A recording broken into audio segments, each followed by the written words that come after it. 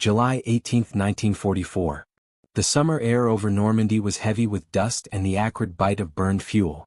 Allied columns stretched across the French countryside, pushing inland after the D-Day landings. In a small Norman village, the ground trembled, not from artillery but from the slow, thunderous advance of a new German weapon. Villagers who dared peek from shattered windows recalled the sight.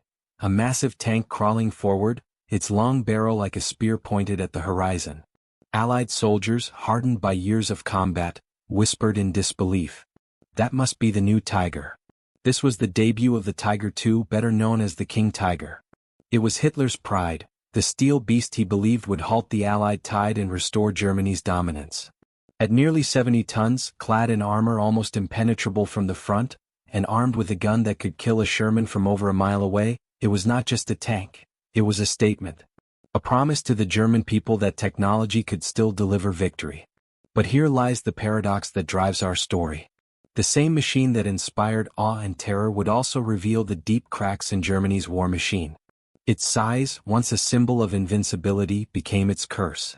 Its fuel appetite, in a nation already starved of resources, turned it into a logistical nightmare. And its complexity chained entire battalions to maintenance depots when every hour counted on the battlefield. So, what happens when a leader places blind faith in a single weapon? What happens when a nation gambles on steel and firepower, ignoring the silent but decisive factors of supply, reliability, and endurance? The King Tiger gives us the answer: a weapon too late, too heavy, and too demanding to save a collapsing Reich. In this documentary, we will step inside the story of the King Tiger. We'll explore its origins, the engineering marvels that made it formidable, the devastating impact it had in isolated clashes, and the crippling weaknesses that ensured it could never change the outcome of the war. We'll listen to the voices of those who faced it, and those who commanded it, and uncover how Hitler's obsession with wonder weapons blinded him to the true nature of modern warfare. By the end, you may find yourself asking, was the King Tiger a fearsome beast, or simply a tragic monument to overconfidence? Before we begin, if you love deep explorations of World War II history, where the myths are stripped away and the machines, the men, and the decisions are laid bare, make sure to subscribe to our channel. Hit the notification bell so you won't miss our future long-form episodes on the weapons and strategies that shaped the 20th century. And if this story resonates with you, give the video a like. It helps us reach more history enthusiasts like you. Now, let's travel back to the summer of 1944, when Hitler placed his trust in the King Tiger, and discover why that trust would help lead Germany to defeat. Picture the year 1943. The Eastern Front had become a graveyard of German ambition. After the titanic clash at Kursk in July, it was clear that the Wehrmacht could no longer dictate the tempo of the war. The Soviet Red Army, once battered and disorganized, was now relentless, pressing forward with fresh divisions and an industrial engine that seemed impossible to exhaust.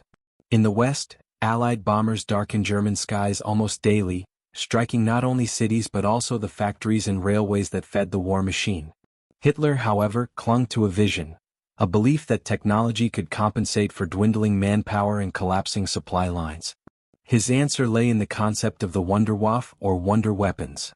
He imagined machines so advanced, so terrifying, that they could alter the balance of power by sheer presence. The King Tiger was born in this climate of desperation and faith. Let us pause here and imagine the atmosphere inside Hitler's Wolf's Lair headquarters. The Führer sits hunched over a massive table, maps scattered before him, reports of retreats and encirclements piling up. Generals urge caution, request more divisions, speak of shortages. But Hitler's eyes are elsewhere, drawn to the blueprints of a new tank, one that promises invulnerability. A tank that could annihilate enemy armor before they even closed the distance. This, he reportedly said, will restore fear into their hearts. Was it hope? Or was it delusion? To understand the allure, one must remember the reputation of the earlier Tiger I. When it appeared in 1942, the Tiger stunned Allied crews. Its 88mm gun could rip through any tank then in service. Its thick armor deflected shells that would have destroyed lesser machines. Stories spread of Shermans and T-34s bouncing helplessly off its hide, while the Tiger answered back with lethal precision. For Hitler, the Tiger symbolized German superiority made manifest in steel. Yet even the Tiger I had weaknesses: mechanical fragility, high production costs, and constant fuel thirst. Still, its battlefield aura was so great that Hitler demanded an even more formidable successor. By 1943, Germany faced adversaries that had adapted. The Soviets fielded the IS-2, a heavy tank with a massive 122mm gun capable of challenging the Tiger. The Americans were preparing the M26 Pershing, a design meant to counter Germany's armored behemoths. In Hitler's eyes, the response had to be absolute dominance, an armored spearhead that no Allied weapon could resist. Thus, the specifications for the Panzerkampfwagen Tiger Ausf. B, better known as the Tiger II or King Tiger, were laid down. Armor impervious to all known Allied guns and a weapon powerful enough to destroy opponents from extreme range. On paper it was unmatched. The King Tiger's frontal armor measured up to 180 mm, angled to increase effective thickness. Its main gun, the 88mm KWK-43, had the velocity to punch through even the thickest Soviet armor at distances where return fire was useless. And it carried the imposing silhouette of a giant, over 10 meters long with its gun extended, and nearly 70 tons in weight. Allied intelligence reports described it with a mixture of fear and disbelief. How could such a machine even move across a battlefield? But in the conference rooms of Berlin and the factories of Henschel, the King Tiger was more than a machine. It was a symbol, a promise that German science and industry still possessed the power to intimidate and overwhelm. Hitler, ever drawn to monumental projects, embraced it fully. Where his generals fretted over logistics, he saw only the psychological impact. If the Allies encountered King Tigers in large numbers, surely their morale would shatter. Here we encounter a striking contrast. While Hitler invested his faith in singular weapons of terror, his enemies invested in numbers, reliability, and logistics. The United States was producing tanks like the M4 Sherman in the tens of thousands, prioritizing ease of manufacture and maintenance over sheer performance. The Soviet Union was churning out T-34s in quantities that seemed to defy imagination, each simpler to build and repair than its German counterparts. The Allies wagered that mass and mobility would win wars. Hitler wagered on the crushing weight of a superweapon. Which was the better bet? As we'll see, the King Tiger was a paradox wrapped in armor. It embodied the pinnacle of German tank design, yet it also embodied the fatal flaws of Hitler's strategic thinking. The weapon that was meant to save Germany became, in many ways, the anchor that dragged it further down. Before diving into the technical marvels and battlefield experiences of the King Tiger, let us reflect on the mood of Germany as 1944 dawned. Cities lay in ruins from bombing campaigns. Oil supplies, once flowing from Romania and the Caucasus, dwindled to a trickle. Trains struggled to deliver coal, steel, and food. Soldiers were increasingly young recruits or weary veterans recalled for one last stand. And into this landscape of scarcity rolled the heaviest, most resource-hungry tank ever placed in mass production. The question practically begs itself. In a time when Germany could barely feed its armies, could it truly afford to unleash such a monster? Hitler thought yes. History would prove otherwise. Imagine standing inside the factory floor at Kassel in early 1944. The clamor of hammers, the sparks of welding torches, and the sharp scent of hot steel fill the air. Men in overalls work under dim lighting, piecing together plates of armor so thick that ordinary tools groan against them. Slowly, the hulking form of a King Tiger takes shape. To an outsider, it looks like a miracle of engineering. A beast born from both ambition and desperation. The King Tiger's design was an escalation in every sense. Its turret, known as the Henschel turret, was a fortress in itself. The glassy plate, the angled front armor, was nearly impenetrable to Allied guns. A Sherman 75mm shell, which could rip through lighter German tanks, simply bounced off like pebbles against a wall. Even the upgraded 76mm gun or the Soviet 85mm struggled unless they fired from the flank at dangerously close range. Only the heaviest Allied weapons, such as the British 17-pounder or the Soviet 122mm, had any chance of penetrating the front at typical combat ranges. And then there was the main gun, the KWK-43L/71, an 88mm cannon with extraordinary muzzle velocity. Its shells could slice through armor thicker than 150mm at over a kilometer's distance. Allied tank crews quickly learned that if a King Tiger had the first shot, survival was a matter of luck. In the words of one British officer who faced them in Normandy, "It could kill us before we even saw it." On paper, the King Tiger seemed unstoppable. For the German propagandists, it was a gift. Posters and newsreels showed the new tank as an iron guardian of the Reich, rolling confidently into battle, shells bouncing harmlessly from its hide. Hitler himself often described it with almost childlike pride, showing off photographs and praising its power to visiting officials. But behind the polished images lay darker realities. Each King Tiger required an enormous amount of raw material, high-grade steel, specialized components, and precision machining. In 1944, Germany no longer had the luxury of unlimited resources. Allied bombers had targeted steel plants and ball-bearing factories. Rail lines were constantly disrupted. Every hour spent producing one King Tiger meant that several medium tanks, or hundreds of desperately needed trucks, would not be built. The numbers tell a revealing story. Only about 490 King Tigers were ever produced between 1944 and 1945. By contrast, the United States alone built over 49,000 Sherman tanks during the war. The Soviet Union produced around 57,000 T-34-85s after 1944. Quantity was not merely a statistic, it was a doctrine. Where Germany deployed handfuls of heavy tanks, the Allies fielded swarms. In the arithmetic of war, mass production often outweighed technical brilliance. Then came the issue of mobility. At nearly 70 tons, the King Tiger strained its Maybach HL-230 engine to the limit. Originally designed for lighter tanks, the engine groaned under the burden of this steel colossus. On paper, the top speed was about 25 miles per hour on roads. In practice, few crews ever pushed it beyond 15. Off-road, especially in muddy or soft ground, the tank could bog down entirely. Bridges often collapsed under its weight, forcing engineers to improvise or find long detours. Mechanics, too, learned to dread the King Tiger. Its gearbox and final drives, responsible for transferring power to the tracks, were prone to catastrophic failure. The sheer stress of maneuvering such mass wore them down within a few hundred kilometers. Crews frequently abandoned tanks not because of enemy fire, but because the machine simply refused to move. In some cases, retreating units blew up their own King Tigers to prevent capture, leaving smoldering wrecks as grim monuments to over-engineering. Fuel was perhaps the cruelest irony.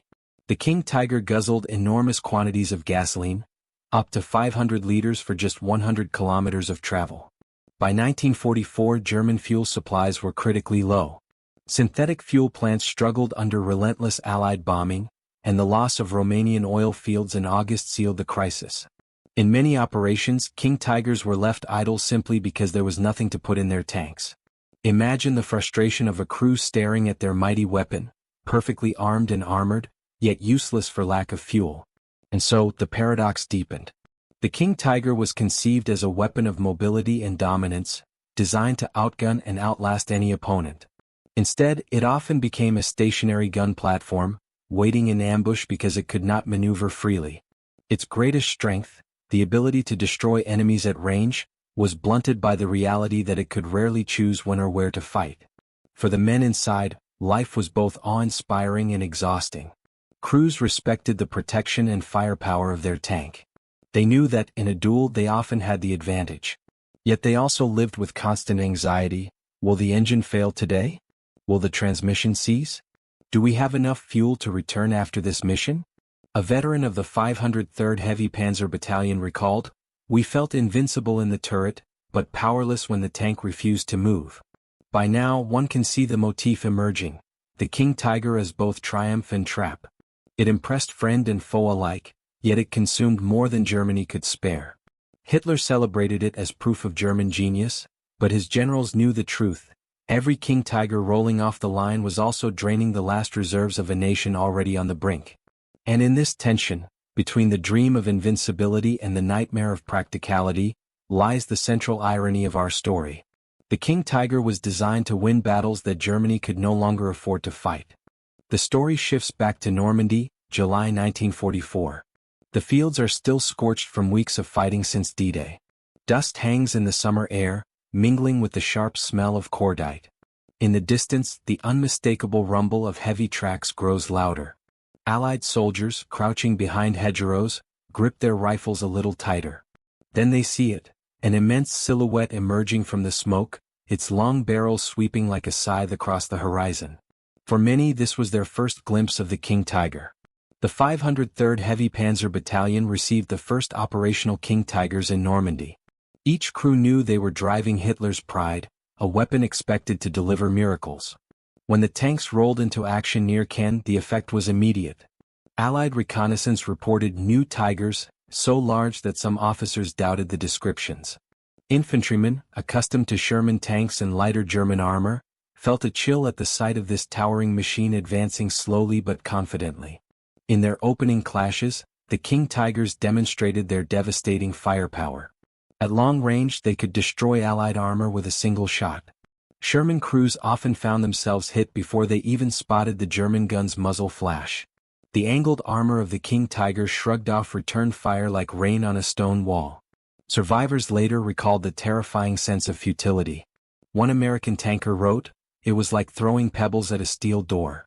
British forces too quickly recognized the threat. Their standard 6-pounder and 75mm guns were nearly useless against the King Tiger's frontal armor. Only the 17-pounder, mounted on the new Sherman Firefly, offered a realistic chance of piercing the beast, but only from favorable angles. British crews began hunting in teams, with Fireflies hanging back to ambush while standard Shermans distracted or tried to flank. Even then the odds were grim. Yet amid the fear, the King Tiger's weaknesses also began to reveal themselves.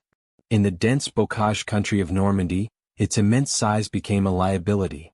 Narrow lanes, soft fields, and crumbling bridges restricted its movement. Tanks sometimes bogged down in mud or became trapped in villages where their long guns could not traverse easily. Allied commanders, learning quickly, called in air strikes and artillery whenever a King Tiger was sighted. Even if bombs did not destroy it outright, the disruption often forced German crews to withdraw. Mechanical breakdowns also plagued the early deployments. Engines overheated, transmissions failed, and track links snapped under stress. In one incident near Villers-Bocage, several King Tigers had to be abandoned after suffering mechanical issues before they even reached combat. For the Allies, this was a relief. The fearsome weapon could sometimes be defeated not by guns, but by its own fragility. Still, the psychological effect was undeniable. Reports of invincible German tanks spread rapidly through Allied ranks. Rumors exaggerated their numbers. Some soldiers believed hundreds of King Tigers prowled the French countryside, when in reality only a few dozen were ever present. Fear magnified the machine's impact far beyond its actual battlefield presence. And fear, as every commander knows, can be as powerful as bullets. Let us pause to consider the perspective of the German crews. For them, the King Tiger was both a source of pride and a heavy burden. Inside the turret, they felt secure, knowing that few weapons could touch them. They relished the moments when a single shot could reduce enemy tanks to burning wrecks. But they also understood the risks. Every breakdown meant exposure. Every ambush meant isolation. One crewman later reflected, "We had the strongest armor, but we were always afraid of being left behind." By late July, the Allies launched Operation Goodwood, a massive armored push toward Caen. Here, King Tigers took center stage, engaging waves of British armor. At long distances they inflicted heavy losses, knocking out dozens of tanks. But Allied air superiority soon tipped the balance. Typhoon fighter bombers, armed with rockets, swooped down on German positions. Even if they did not destroy the King Tigers outright, they immobilized supporting vehicles, severed supply lines, and forced the heavy tanks into retreat. In the new age of combined arms, even the mightiest tank could not stand alone. Operation Cobra, the American breakout later that month, drove the lesson home. German heavy armor, including King Tigers, struggled to keep pace with the fast-moving Allied advance. Roads clogged with refugees and wreckage. Fuel shortages worsened daily. Many King Tigers, unable to retreat, were scuttled by their crews. By the time Paris was liberated in August, dozens of these steel giants lay abandoned, silent hulks testifying to the futility of deploying such heavy machines in a war that demanded mobility. Looking back, the baptism of fire in Normandy revealed the central contradiction of the King Tiger. Yes, it could dominate in direct confrontations. Yes, it terrified those who faced it. But war is not won by isolated duels. War is won by endurance, supply, and adaptability. And in those domains the King Tiger was already failing. Here lies the beginning of a motif we will revisit: The King Tiger as a weapon of spectacle, not of strategy. On the battlefield it created fear. In Hitler's speeches, it symbolized power. But in the cold arithmetic of war, it was a liability that consumed resources far more precious than prestige. As the summer of 1944 gave way to autumn, the Allies prepared to cross into Germany itself. Hitler, undeterred by setbacks, doubled down on his faith in the King Tiger. He envisioned these steel monsters as the spearhead of counteroffensives that would throw the Allies back. His generals, increasingly doubtful, knew that the Reich was gambling its last chips. The stage was set for the King Tiger's next trial, the battles of the Ardennes. There, in the frozen forests of Belgium, Hitler would unleash his heavy tanks in one final attempt to turn the tide. And once again, the contradiction between expectation and reality would decide their fate. December 16, 1944. Dawn broke late in the Ardennes, the air heavy with mist and frost. The forest stood silent, its pines draped in snow, when suddenly the quiet shattered. Artillery thundered across the hills, lighting the winter sky with fire. It was the beginning of Hitler's last great gamble, the Ardennes offensive, remembered today as the Battle of the Bulge. This was not merely a counterattack. To Hitler it was redemption. He believed the King Tiger would be the hammer to smash through the thinly spread American lines, split the Allied front, and drive all the way to Antwerp. If successful, the offensive would force the Western Allies to negotiate and give Germany breathing space to refocus on the Soviet threat in the East.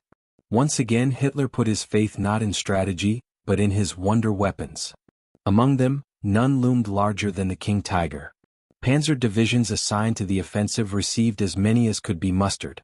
They were to spearhead the attack, crush American armor, and roll unopposed into Belgium. The men chosen to crew them were hardened veterans, proud to command the Reich's most formidable machine. In their minds, the Ardennes would be a proving ground where the King Tiger would show its true worth. The first clashes seemed to confirm their faith. On December 19 near Stavelot, a King Tiger platoon ambushed American Sherman tanks at long range. The Americans fired back, but their shells bounced harmlessly from the thick frontal armor. Within minutes, burning Shermans littered the roadside. Survivors scrambled into the woods, shaken by what they had just faced. For many, it felt like Normandy all over again, an enemy they could scarcely hope to defeat in direct combat. American accounts revealed the terror these tanks inspired. One GI recalled watching in disbelief as our rounds sparked off its hide like firecrackers. Another said simply, "We weren't fighting a tank. We were fighting a fortress." For the first few days, wherever King Tigers appeared, they left behind wreckage and fear. But once again the cracks began to show. The Ardennes was not France's open countryside. It was a maze of narrow forest roads, steep hills, and stone villages. The King Tiger, with its massive weight of nearly 70 tons, struggled to maneuver. Bridges collapsed under its bulk. Roads churned into mud and ice became traps for its wide tracks. Progress slowed to a crawl. Fuel shortages compounded the problem. Each King Tiger devoured gasoline at an astonishing rate, sometimes more than 2 gallons per mile. Supply lines could not keep up. Crews found themselves stranded with empty tanks, forced to abandon their machines or wait helplessly for fuel trucks that often never arrived. In some cases, German infantry advanced faster than their heavy tanks, leaving the King Tigers behind. Mechanical breakdowns were just as ruthless as enemy fire. Cold weather strained engines and transmissions already prone to failure. Tracks snapped, gearboxes locked, and final drives burned out after only a few days of use. Near La Glise, one King Tiger simply froze in place, its crew lighting fires under the engine to thaw the oil. By the time it could move again, the battle had passed it by.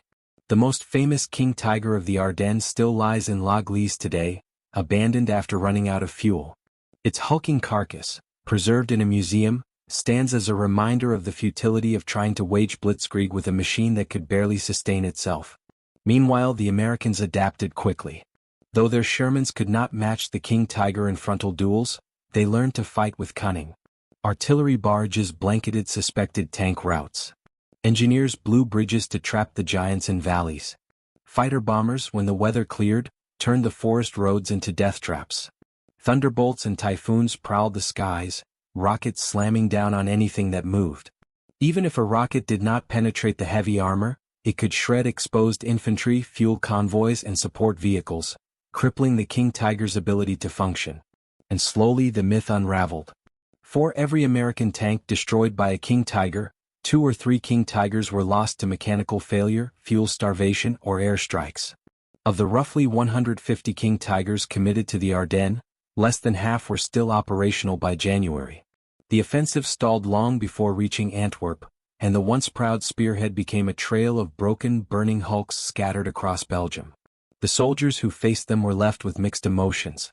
On one hand, the King Tiger remained terrifying in direct combat. Few who saw one forgot the experience. On the other, its downfall proved that no machine, however powerful, could overcome the sheer weight of Allied numbers, firepower, and logistics. As one American officer put it, "They scared the hell out of us." But in the end, they scared their own side more. For the Germans, the failure of the Ardennes was catastrophic. Thousands of irreplaceable tanks, vehicles, and men were lost. Fuel reserves were drained to the dregs. The King Tiger, meant to symbolize resurgence, instead became a monument to waste. Hitler had gambled everything on his heavy tanks and lost. By January 1945, the Reich had no hope of regaining the initiative in the West. Yet Hitler still clung to his dream. Even as his generals despaired, he demanded more King Tigers be built. He refused to acknowledge that the machine's very strengths, its armor, its gun, its weight, were also its fatal weaknesses. It was the perfect metaphor for his own leadership, obsessed with spectacle, blind to reality, and doomed by arrogance. The Ardennes offensive was the King Tiger's last great battlefield appearance in the West. In the East, a few still fought against the Red Army, where Soviet IS-2s and swarms of T-34s eventually surrounded and destroyed them. But the Battle of the Bulge marked the moment when the myth of German invincibility finally shattered. And yet, the paradox remains. Though the King Tiger failed strategically, its legend only grew after the war. Photos of the hulking tank abandoned in the snow, its barrel pointing skyward in silent defiance, captured imaginations. Soldiers who had faced it told stories that made it seem larger than life. Historians still debate whether it was the greatest tank of World War II, or the most foolish. The truth, as always, lies somewhere in between. It was both terrifying and tragic. A marvel of engineering and a disaster of strategy. In the Ardennes, the King Tiger showed the world both its power and its futility. But the war was not yet over. As 1945 dawned, Germany stood cornered, its cities burning, its armies retreating. And still in the ashes, Hitler's faith in the King Tiger burned on. In the months that followed, he would order them into hopeless battles, demanding miracles that never came. January 1945. The snows of the Ardennes were still melting when the next blow fell upon Germany. On the Eastern Front, the Red Army launched its massive Vistula-Oder offensive. Millions of Soviet troops surged westward, supported by thousands of tanks, aircraft, and artillery pieces. Against this tidal wave, the once proud Wehrmacht could muster only fragments. And yet, here too the King Tiger was thrown into the fire. German propaganda trumpeted these tanks as the saviors of the homeland. Newspapers boasted that the King Tiger's thick armor would stop the Soviet hordes at the gates of East Prussia. The truth on the ground was harsher. For every King Tiger that rolled into action, dozens of Soviet T-34s, IS-2s, and self-propelled guns bore down on them. The Germans still scored kills, many in fact. A well-positioned King Tiger could destroy entire columns of enemy tanks. Crews described the sickening yet satisfying sound of shells bouncing off their armor, followed by the thunderous recoil of their own 88mm gun. But the odds were hopeless. Ammunition ran short. Fuel convoys never arrived.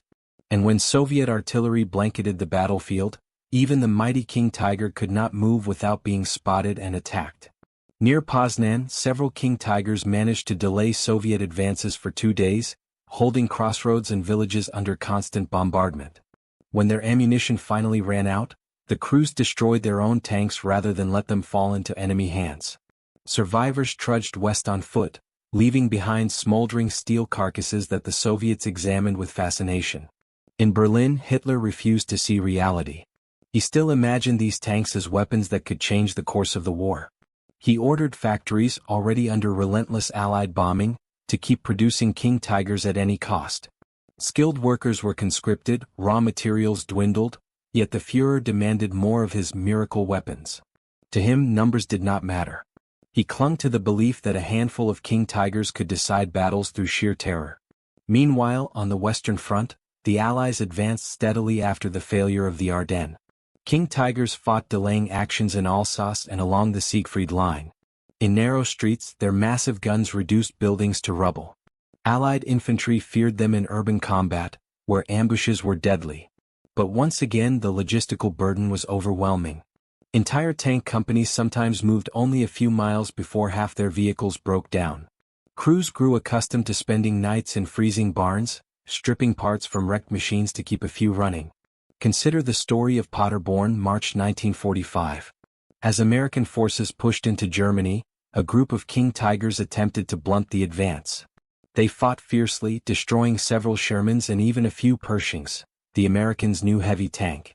Yet within hours, air strikes and artillery smashed their support units.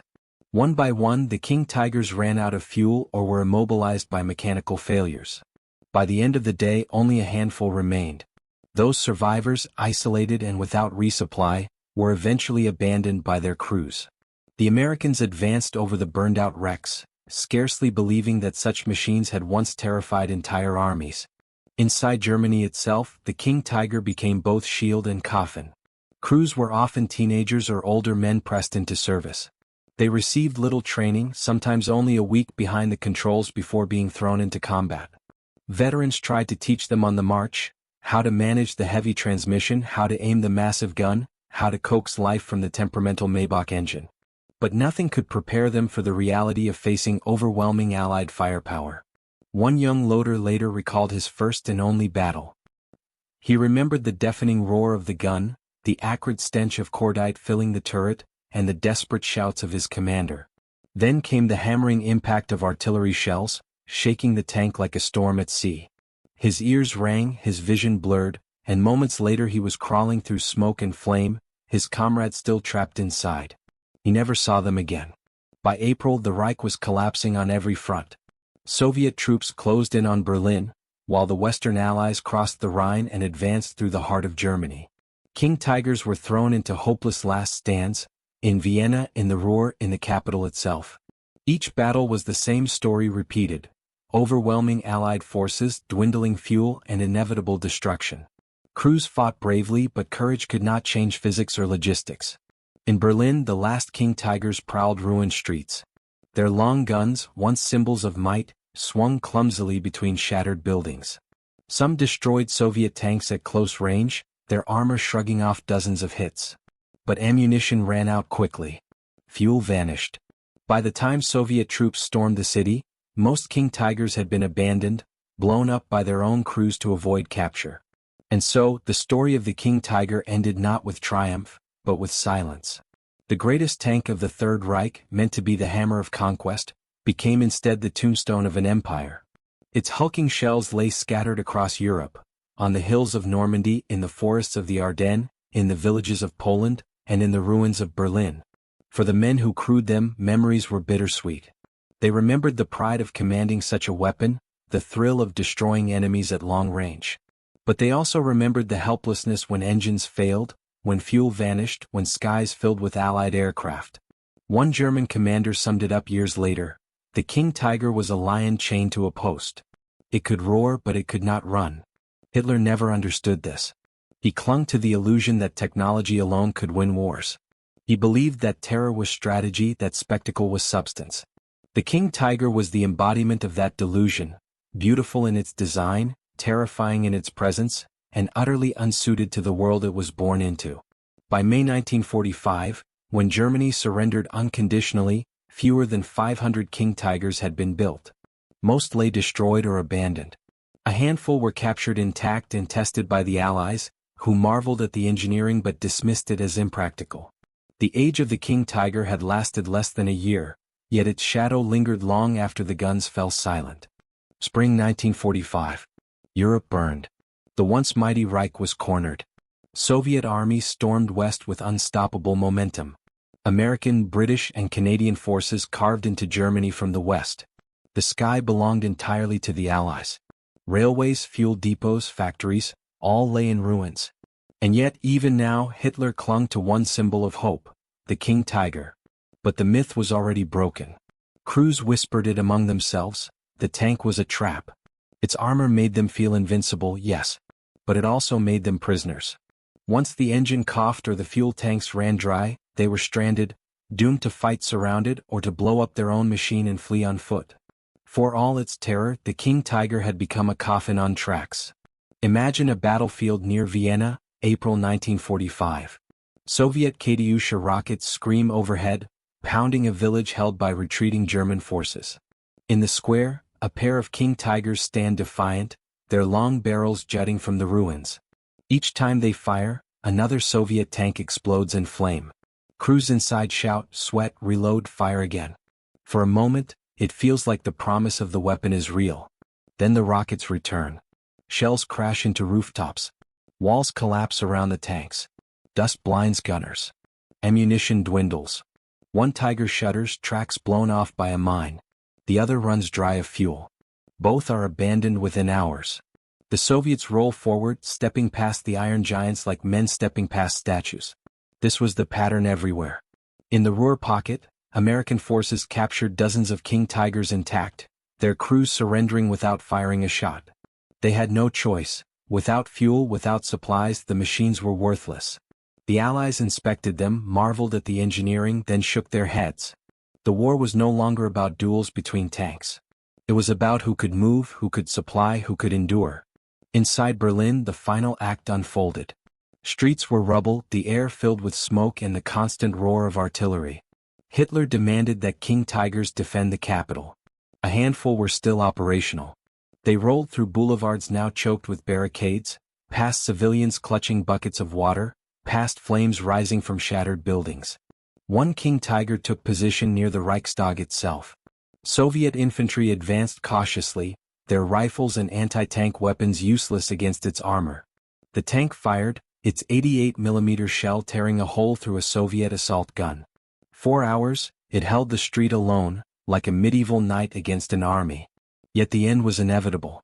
Without infantry support, it was surrounded. Soviet engineers crept close under cover of smoke, planting explosives on its tracks. With a deafening blast, the monster was crippled. The crew escaped on foot, leaving behind a silent wreck. Shorter, faster, harder. That is how the story now moves. Marches turned into surrenders. Battles turned into massacres. And everywhere the King Tiger appeared, it failed to change the outcome. Think of the irony. Hitler had believed that one machine could shift the war.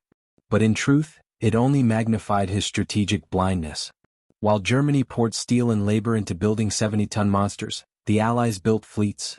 Fleets of Shermans, fleets of T-34s, fleets of supply trucks, fleets of bombers. Numbers, mobility, logistics. These won wars, not the illusion of invulnerability. And the crews knew it. They lived the paradox. Inside the tank, when the gun roared, they felt powerful. But outside, when they looked around, they saw only defeat. Burning cities, retreating columns, endless skies filled with enemy planes. One veteran recalled after the war, the King Tiger was perfect against one enemy. But war never gives you just one enemy. By May 1945, the myth was gone. The last King Tigers were hulks scattered across Europe. Some sat nose down in ditches, blown apart by their own crews. Others stood abandoned in fields, engines seized, barrels drooping like wilted flowers. Soldiers posed for photographs on their carcasses, smiling, unaware that they stood atop history's greatest paradox. The mightiest tank of the war and also its most useless. And then, silence. The war ended. Hitler was dead. The Reich had fallen. And the King Tiger, once trumpeted as Germany's salvation, lay rusting, its promise unfulfilled. The climax of the story is not victory or defeat. It is realization. The realization that the King Tiger was never the weapon Hitler imagined. It was a monument, built not of stone but of steel, to the futility of faith in terror alone. The guns fell silent in May 1945. Germany lay in ruins. Cities reduced to rubble, railways shattered, millions displaced. The war that Hitler promised would last 1,000 years had ended in less than 12. Among the wreckage lay the hulks of King Tigers, scattered across the continent. To the victors, these machines were trophies. American, British, and Soviet engineers studied them carefully. They measured the thickness of the armor, tested the fearsome 88mm gun, and marveled at the craftsmanship inside the turret. But their conclusions were strikingly consistent. Impressive, yes. But impractical. Too heavy. Too complex. Too wasteful.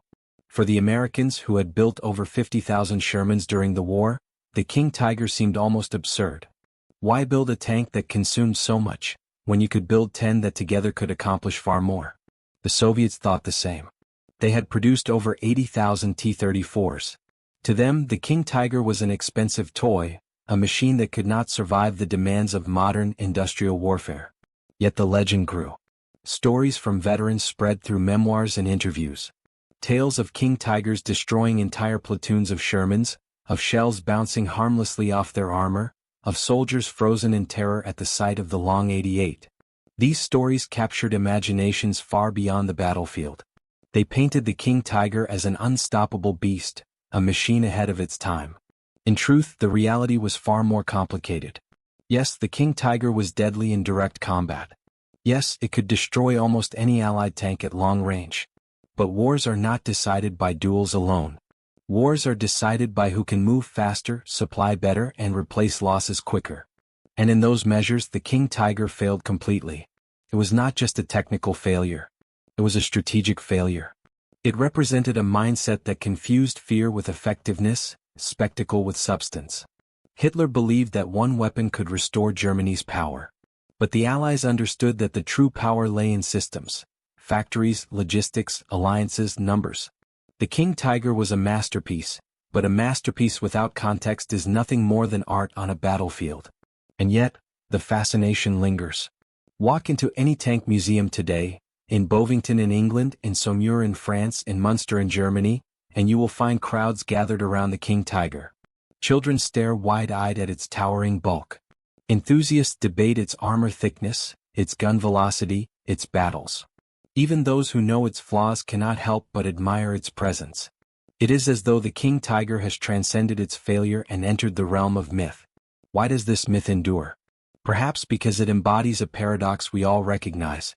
The allure of strength, the belief in invincibility, the temptation of this silver bullet that can solve impossible problems. The King Tiger tells us that even the most powerful weapon can be undone by its own weight. That brilliance in design means nothing without wisdom and strategy. There is also a human story behind the steel. The crews who served inside these machines were not faceless figures.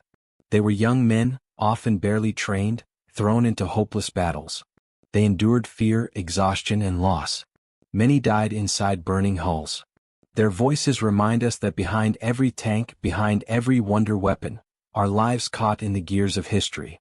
One German veteran, reflecting decades later, put it simply, "We thought we were invincible. But in the end, we were just boys in a machine too big for the war around it." Modern militaries still study the King Tiger, not as a model to copy but as a warning. The temptation to invest in superweapons remains. Nations still dream of building machines so advanced, so overwhelming, that they can guarantee victory. But the lesson of the King Tiger is clear. Weapons alone do not win wars. Strategy, logistics, and adaptability do. The Allies proved this lesson in 1945. Their tanks were not individually superior, but they were available in numbers, supported by endless supply lines and command structures that valued practicality. The King Tiger, by contrast, stood alone. And in war, to stand alone is to fall. Still, there is no denying the King Tiger's aura. To see one today is to feel its presence. Massive, intimidating, almost theatrical. It embodies both genius and folly. It is a relic of ambition, a reminder of arrogance, and a symbol of the dangers of believing in miracles. And so, its story lives on. In books, in films, in video games, the King Tiger strides across memory as if it were immortal. But behind the myth lies the truth. It was not the savior of the Reich. It was the herald of its doom. The war ended, but the shadow of the King Tiger stretched far beyond 1945. In the early years of the Cold War, captured Tiger IIs were studied by both NATO and Soviet engineers. Some wondered whether the future of warfare would belong to massive armored giants like the Tiger II, or to lighter, faster vehicles that could be built in the thousands. The debates shaped entire doctrines. The West leaned toward mobility and combined arms integration, while the Soviets aimed for balance. More armor than the Allies, but never at the cost of mass production. The King Tiger had left its mark, not by victory on the battlefield, but by serving as a cautionary tale. Museums preserved the surviving tanks as artifacts, and with them came stories. Tourists stared up at their massive hulls, marveling at the sheer scale, asking how something so powerful could have failed. But the answer was never in the steel itself. It lay in the choices made behind the scenes. Hitler believed fear could bend history. He placed his faith in weapons that looked unstoppable, while ignoring the realities of supply chains, training, and endurance. The King Tiger was not just a tank, it was a reflection of his hubris, a monument to misplaced confidence. What if Germany had invested those same resources differently? What if, instead of fewer than 500 King Tigers, they had built thousands of simpler, more reliable tanks? Could the war have lasted longer? Could the cost in human lives have been greater? Historians still ask these questions not to change the outcome, but because they highlight the razor-thin lines between strategy, technology, and survival. The King Tiger's failure teaches us more than its successes ever could. It shows us that overwhelming firepower is meaningless without logistics, that the most fearsome weapon cannot compensate for poor leadership, and that the illusion of invincibility often blinds those who cling to it most desperately. And perhaps that is why the King Tiger's story remains relevant even today. Nations still chase silver bullets, a missile, a cyber weapon, an artificial intelligence system, that promise to tilt the balance forever. The temptation is the same as it was in 1944, to believe technology alone can solve human conflict. But the whisper of the King Tiger echoes across time. It cannot. Without strategy, adaptability, and humility, even the greatest machines will crumble under their own weight. Imagine a soldier in 1945, standing beside the smoldering wreck of a Tiger II. To him it was not a marvel of engineering. It was a tomb for comrades, a wasted dream, a reminder that no amount of armor could change the tide of war. He did not see invincibility. He saw failure sealed in steel. And yet, decades later, we still speak its name. That is the paradox. The King Tiger failed in war but triumphed in memory. It endures as both a legend and a warning, a reminder that history is not written only by victors, but also by the symbols we choose to remember. So as we close this journey, let us reflect. The King Tiger was meant to terrify, to dominate, to rewrite the course of the conflict. Instead, it revealed the limits of brute force. It proved that wars are not won by monsters of steel, but by the resilience of people, the strength of supply, and the will to endure. And that is why, in the end, Hitler's faith in the King Tiger did not save him. It helped bring about his downfall. If you've stayed with us through this long story, take a moment to carry its lesson with you. When we admire machines like the King Tiger, let us remember not only their power but also their consequences. Let us remember the young men who fought inside them, and the countless civilians who suffered around them. And if you'd like to keep exploring history in all its depth, the myths, the truths, the hidden corners of the Second World War, then I invite you now, subscribe to this channel, like this video, and share it with someone who believes history is nothing more than dates and battles. Because history is not just steel and numbers. It is human. It is fragile. It is alive. We have many more stories to tell.